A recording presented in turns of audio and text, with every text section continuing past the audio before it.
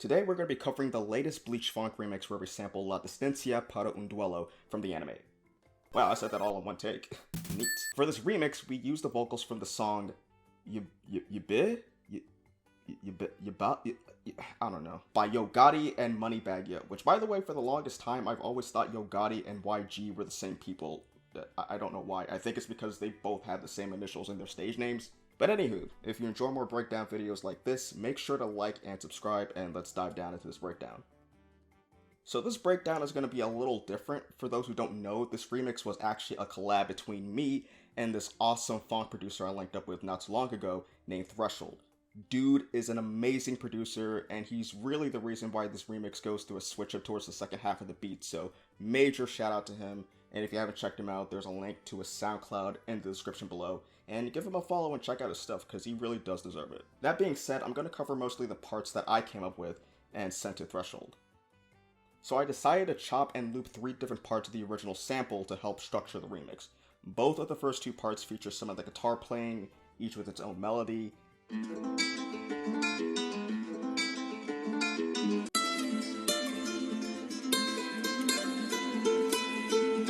The third part has the fast-paced strings that a lot of us are more familiar with in the original song.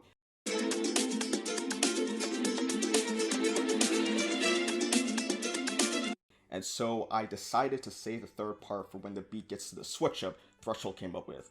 As always, I cut the lows and highs and added a fruity limiter so the sample could sidechain with the kicks. I'm using 2 fruity limiters for the sample, one for the kick sample that plays throughout the first part of the beat, and another for the kick sample THRSHXOLD used that plays during the second half of the beat. Here's the kick sample I used.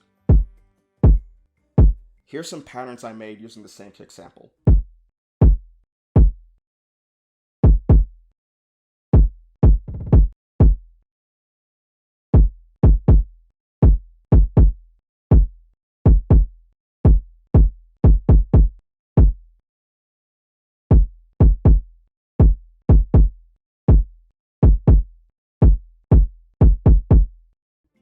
For the snare, I layered 2 snare samples, one with a narrow, tighter sound and another with a wider, airy sound, so that way each sample makes up the frequencies in timbre, or tone the other is lacking.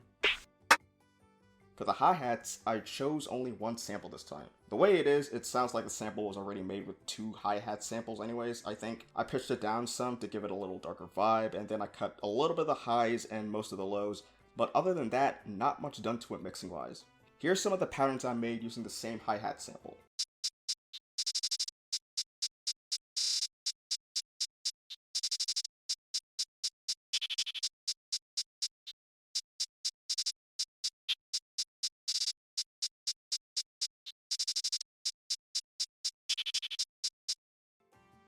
For the 808s, I used this sample.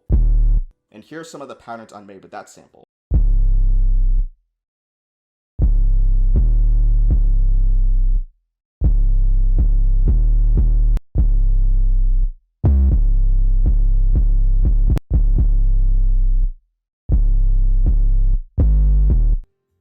First of all, I used an acapella extractor to remove the instruments, leaving only the vocals, but the problem was that there's still some of the beat from the original song still lingering in the vocal audio.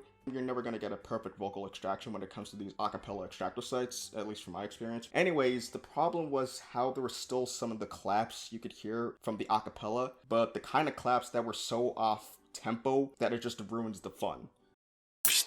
I come from nothing, ran up a 30, fucked on a superstar bitch in a buddy. So what I did was cut out the parts of the acapella that did have the claps, but this also runs into another issue in the form of clearly audible silence whenever the beat got to the part of the acapella I removed. Just no smooth transition. Is like being smacked by a brick wall of nothing. It sucks. Fucked on a superstar bitch in a buddy, Christian Louboutins, yeah, I'm not a crip. But what I did was add a Fruity Delay 3, that way the acapella could simply produce echoes as a way to replace the void of noise and fill it in with actual something. Plus it creates this nice bounce that works great for the beat. I come from nothing, ran up a fucked on a superstar bitch in a buddy, Christian Louboutins, yeah, I'm not a crip. But I got blues in my pocket, too many blues won't fit in the wallet.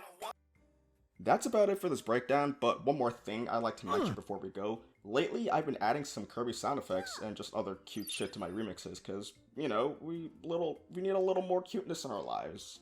Even if the embodiment of cuteness that is Kirby is a terrifying force of nature that even the likes of Goku or Saitama can never match.